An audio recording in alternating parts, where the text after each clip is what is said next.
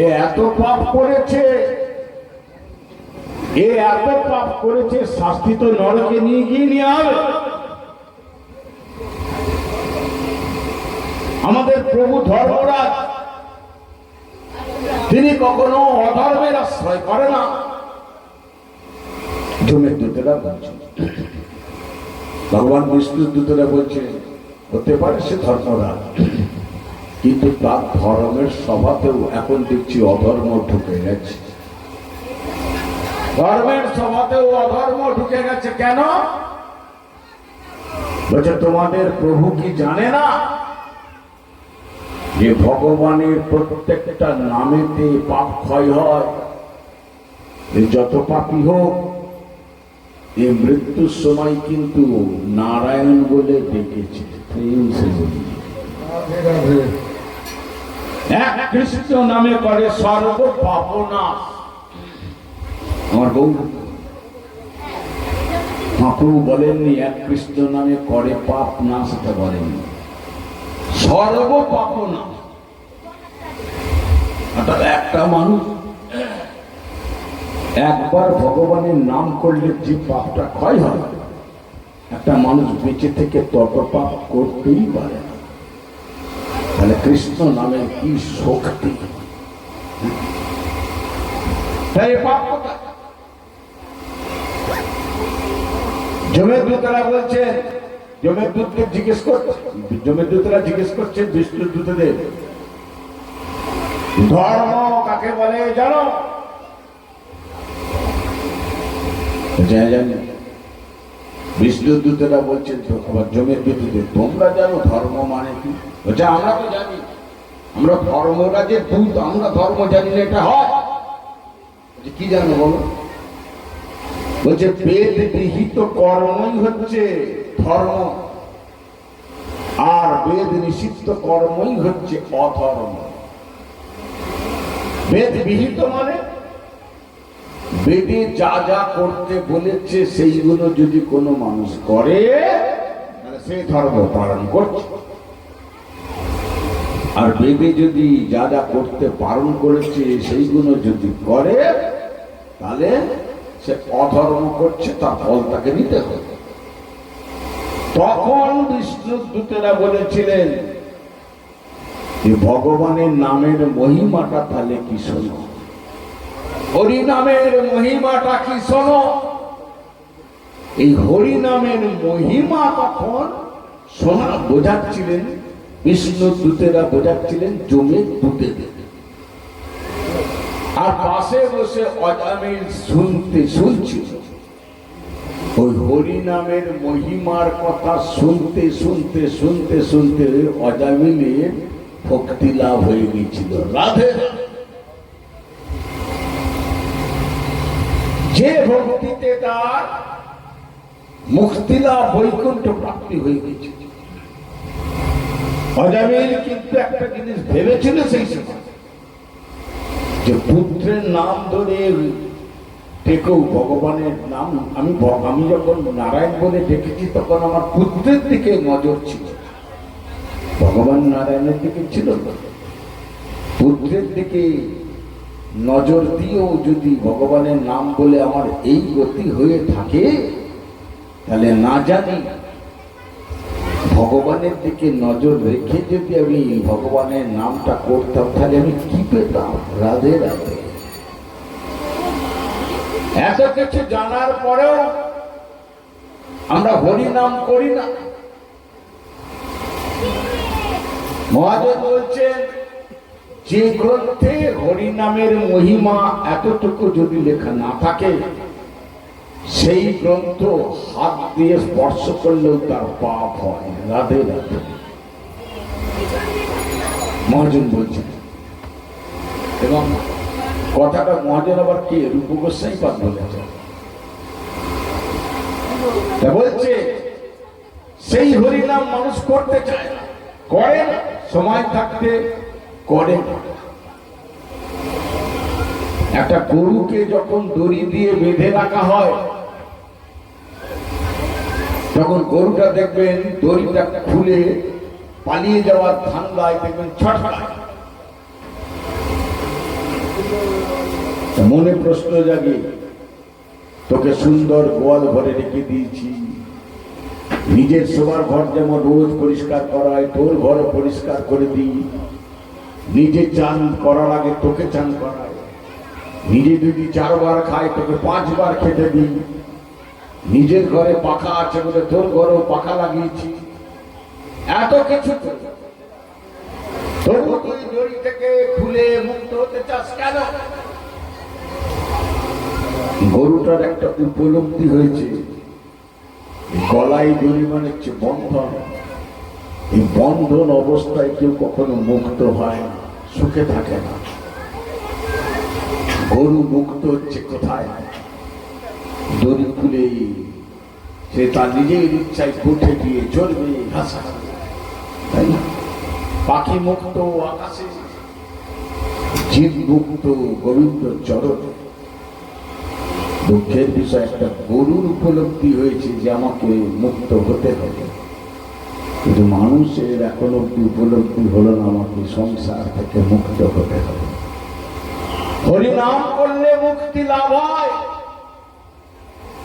তবু হরিনাম করবো, টিভি দেখবো, মোবাইল ঘাঁটবো, জ্ঞাতি চর্চা, পরচর্চা, আনকথা চর্চা করবো, সময় ব্যয় করব, কিন্তু হরিনাম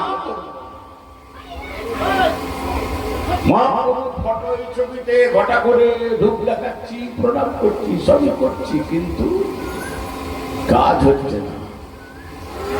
যাকে আপনি ধূপ দেখাচ্ছেন তিনি বলেছেন আমাকে বিশ্বাস করার আগে হরিনামটাকে বিশ্বাস করো, নামটাই আমি, নামটা করতে হবে। সেজন্য আমাদের কিছু কাজ হচ্ছে না।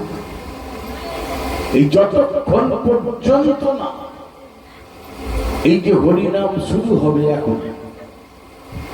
এখন হরিনাম শুরু হবে, এই হরিনাম যদি আপনি শুনতে বসেন,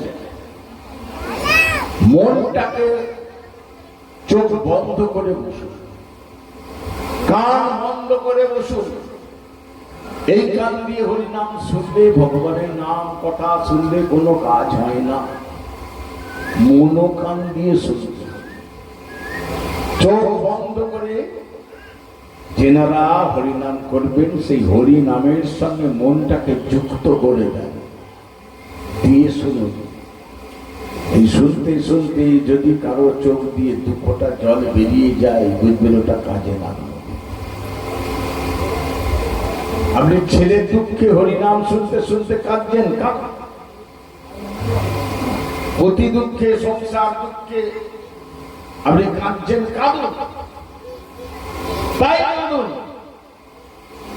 কিন্তু হরিনামটা শুনুন। কেন জানেন?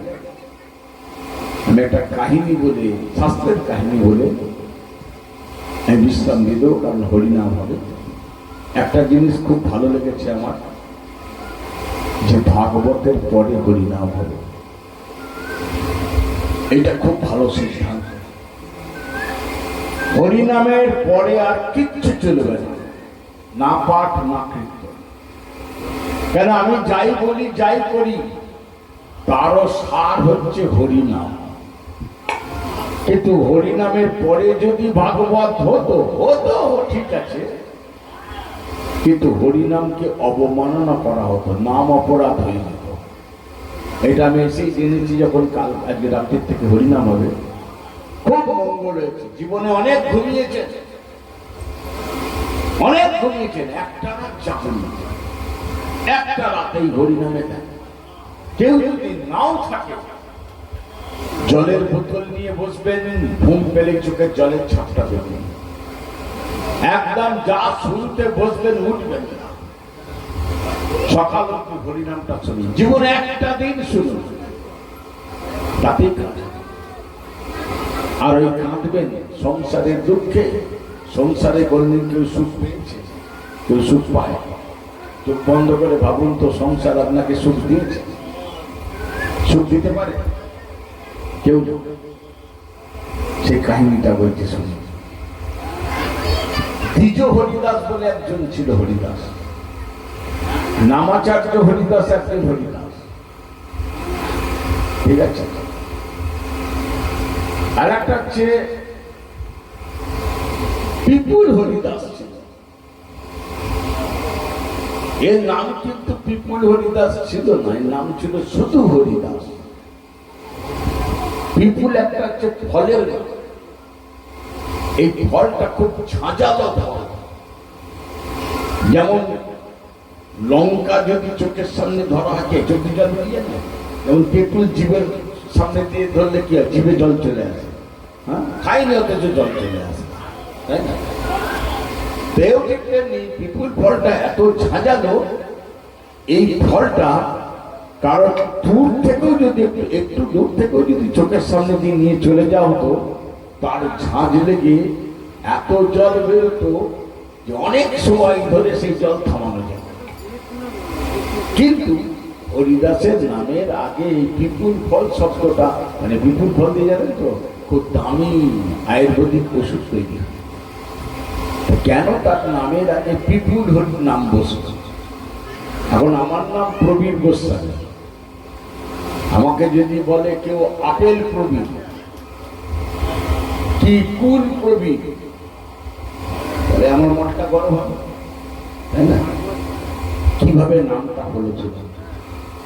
একটা গ্রামে প্রতিদিন একটা মন্দিরে এক বাবাজি ভাগবত করতেন, প্রতিদিন বিকেল বেলায়।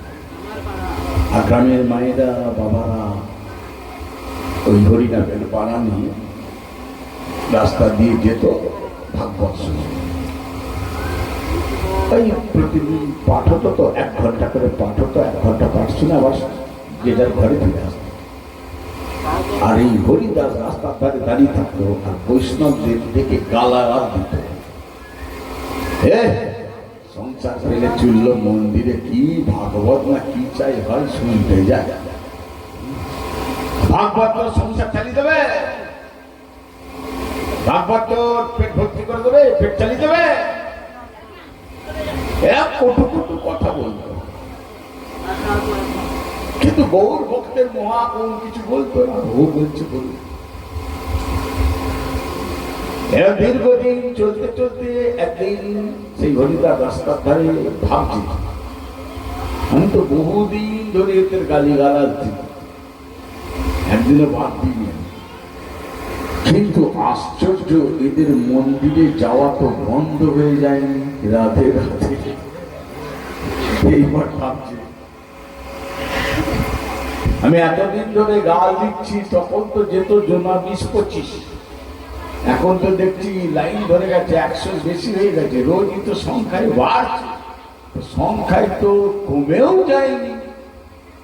কি হলো? কি এমন মধু আছে বাবাজির কাছে, সংসারের মধু ফেলে বাবাজির মধু এরা খেতে যায়? আগে একটু যাবো, গিয়ে দেখবো কি মধু বাবাজির কাছে আছে। বলে হরিদাস কি বসে বসে শুনছে, একদম পিছনে সাজিতে বসেছে। এইবার ভাগবত শুনতে শুনতে ভক্ত, কিছু কিছু ভক্তের চোখ দিয়ে জল যাচ্ছে। ওটা হরিদাস দেখতে পেয়ে মনে মনে বলছে, মা গো ঢং দেখে বাঁচছি না। ভগবানের কি এমন কথা শুনে, স্বামী মরে গেলে, ছেলে মরে গেলে তার থেকেও দুঃখ বেশি না? কি জানি বাবা না। ভাগবত বিশ্রাম হয়ে গেল, যে যার ঘরে ফিরে গেল, হরিদাস ঘরে ফিরে গেল। পরের দিন ঠিক 4টে বাজবো হচ্ছে, হরিদাস ভাবছে ঘরে বসে, কালকে গিয়েছিলাম শুনতে, বাবু খারাপ লাগছিল, ভালোই লাগছিল, আজ একটু না যাই দেখি।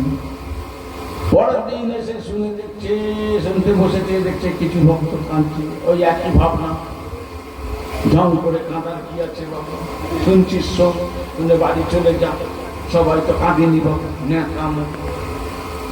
পরের দিন আমার ভাবছে, আলো গেছিলাম শুনতে ভালো লাগছে, আজ একটু নাই যাই, একই ভাবে রোজ চলছে। চলতে চলতে একদিন পাঠক এমন বিদায় ধরেছে, সেই বিরহের শ্রোতারা সবাই কাঁদছে। হরিদাস বসে বসে চিন্তা করছে, সবাই কাঁদছে, আমি কাঁদছি না, কেমন আমাকে সব দেখছে না তো, আমি একটু কেঁদে দিই, তাহলে মিটে গেল। বলে ঢং করে কাঁদার চেষ্টা করতে গেল, কিন্তু কাঁদতে পারল না। কেন না, বলছে ভাগবত অতি বিরল। ভাগবত শুনতে শুনতে ভগবানের বিরহে চোখের জল এত সহজে আসে। এইভাবে দিন কয়েক রোজ চেষ্টা করছে হরিদাস, ঢং করে অভিনয় করে কাঁদবা, পারছে পারছে। একদিন সকালে উঠে প্রতিজ্ঞা করেছে, আজ আমি কাঁদব, দুনিয়া ইস্পার বা ইস্পার। বলে ভাগবত শুনতে আপনি বিকেল বেলায় আগে থাকতে তৈরি, আসবার সময় গাছ থেকে একটা পিপুল ফল পেরে ট্যাঁকে বুঝে নিয়েছে, ভাগবত শুনছে। আর পাঠক সেদিনকে রাধা বিরহের চরম মুহূর্ত পাঠ করতে করতে পাঠকও কাঁদছে, শ্রোতাও কাঁদছে। হরিদাস দেখল যে এই সুযোগ আমি একটু কেঁদে দিই, বলে সেই পিপুল ফলটা ট্যাঁক থেকে বার করে, যাতে কেউ দেখতে না পায়, লুকিয়ে চুকিয়ে চোখের কাছে দিয়ে যেই ট্যাঁকে বুঝে লাগলো, চোখ দিয়ে কলকল করে জল খেতে দিল। পাঠ শেষ করে যাওয়ার সময় শ্রোতারা বলছে, তুমি বাবু আমাদের এক সময় বহু গালাগাল দিয়েছ, আমরা কিছু মনে করিনি, কিছু বলিনি। তারপর যখন ভাগবত শুনতে এলে খুব ভালো লাগছিল, আজ তোমার ভাগবত শোনা সার্থক হলো, কারণ তোমার ভাগবত শুনতে শুনতে আজ তোমার ভগবত অশ্রু নয়ন দিয়ে চলেছে। হরিদাস বলছে, ভগবানের কথা শুনে আমি কাঁদিনি, তোমরা সবাই কাঁদো, আমি কাঁদতে পারি না। বিশ্বাস করো, আমি ঢং করে অভিনয় করে কাঁদার চেষ্টা করেছি, কিন্তু কাঁদতে পারিনি। তাই আজ ঠিক করেছিলাম কাঁদবো। ও মা, এত যদি মাগো, দারুণ শুনছেন আপনি।